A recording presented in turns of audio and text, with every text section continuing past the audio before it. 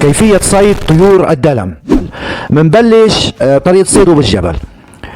بده يكون انت قاعد بهيك محل، يعني الجبل بطرف الجبل، قاعد بطرف الجبل ومخبى حالك، لانه وقت اللي بيجي رف الدلم بالجبل او بالسهل، اذا نحن حاطين له مجسمات بلاستيك، مجسمات بلاستيك وفريرات ومشغلين له صوت، محتمل الرف يلف وينزل يغط قريب على المجسمات. ما في الا هالطريقه هاي، المجسمات بس بالجبل او بالسهل وفريرات.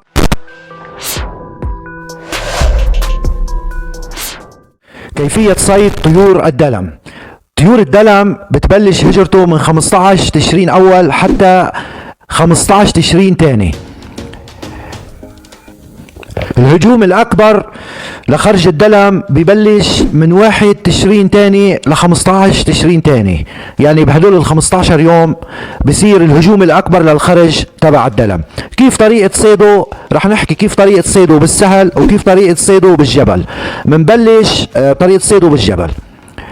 بده يكون انت قاعد بهيك محل، يعني الجبل بطرف الجبل، قاعد بطرف الجبل ومخبى حالك، لانه وقت اللي بيجي رف الدلم معروف، يعني بيجي بهالشكل هذا مع طرف الجبل وبيطلع مع طرف الجبل وبيطلع. هلا هو بالجبل عطول بيكون موطى، يعني بيكون مع الارض الرف او اعلى بكم متر، بس انت لما بتكون قاعد بطرف الجبل رح يمرق بهالشكل هذا، بتخليه ليصير عسويتك هيك الطريقة المضبوطة، بتخليه ليصير عسويتك وبتقوسه، بتاخد منه اكتر من وحدة، واذا كان عالي بيمرق من فوق منك، بس هو بالجبل رح يكون قريب عليك اذا انت قاعد بطرف الجبل مثل يعني مثل بهالشكل هذا، طرف الجبل بهالشكل هذا قاعد ومخبى حالك. هاي انسب طريقة لإله وبنصيده بهالطريقة هاي، والكبار بيحكوا لنا هذا الحكي. بنحكي هلا على طريقة صيده، بدنا نرجع لطريقة صيده بالجبل، بس هلا بدنا نحكي على طريقة صيد الدلم بالسهل. بالسهل الدلم بيمرق عالي، مو مثل بالجبل بيوطي، لا بيمرق عالي بالسهل، الا بحالة وحدة، اذا كان في هواء قوي، الهواء بيكبسه بيمرق بالسهل واطي مع الارض كمان، يعني انا شايفه شوف عيني على ارض الواقع. الدلم ما بيرد على الصوت، بيرد على الصوت بحالة وحدة، اذا هو موطن بمحل وانت مشغل له الصوت، بيرد على الصوت وبيجي بيغط قريب على الصوت.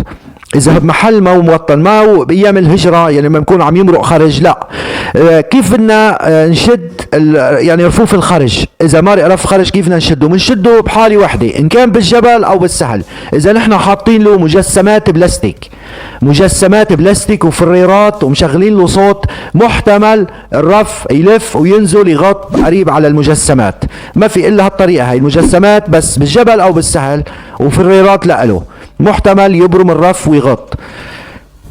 الدلم بده خرطوشة قوية، دائما نحن من اوصه بخرطوشة 36 جرام، خرطوشة نمرة 5 او نمرة 6 36 جرام، لانه عظمه قاسي كتير وما ممكن يوقع بخرطوشة 28 جرام، او الخرطوشة بنقوس فيها سمان الفري او بالعادي، يعني بنقوس بشهر ايلول وتشرين اول وتشرين تاني، لا الدلم عظمه كتير قاسي، بده خرطوشة قوية، اكتر شيء من اوصه بالخرطوشة الاجنبية مثل ما حكينا النمرة 5 6 36 جرام، يعني 36 جرام وما فوق. الدلم بايام هجرته انت بتشوف رف مرق، فيك تروح تعمل كمينك محل قريب ما مرق الرف، لانه هو بيكون ماشي على استراد، مو كل رف الخرج تبعه، مو كل رف رح يمرق بمحل وبمنطقة، لا محل ما مرق الرف رح يمرق بنفس المحل الرف الثاني، او بيفرق امتار قليلة. يعني اذا انت بطل وساعتك مكمل معي لهون، انزل حط لايك لخيك ابو حميد او ديسلايك وابعت لي تعليق مشان تقوي اخوك ابو حميد. في روابط، اول رابط وتاني رابط بالوصف بصندوق الوصف، انا رح حطهم مصيد فيهم دلم. شوف اخوك ابو حميد ما في طير الا ما له بصمة بصيده. وهلا رح يظهر بعلامة الاي من فوق، فيك تكبس عليها وتحضر المجال اللي انا قوست فيه الدلمة. هذا الفيديو رح يظهر بعلامة الاي. بالنسبة للصوت، الدلم من فصيلة الحمام، يعني من فصيلة الدرغل والحمام البري واليمام. الصوت تبعه موحد، يعني ما في له كذا صوت، مثلا مثل السمون له الجكي والسكي، والحمام الترغلي وحده، عفوا الدلم الترغلي وحده، ما له كذا صوت يعني.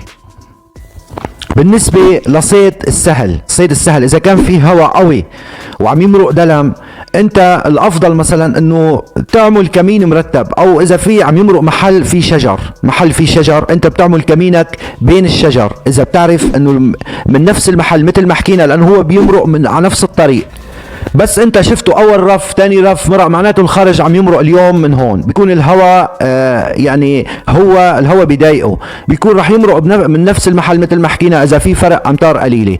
اذا في بستان قريب مقوس، بتعمل كمينك وبتقعد بتتوفق، بس بدك تشد حالك بالخرطوشه. في شغلة كتير مهمة اسمعوني فيها هلا، ان كان بالسهل او بالجبل، الصيد الدلم بيفرق منطقة عن منطقة، بتفرق.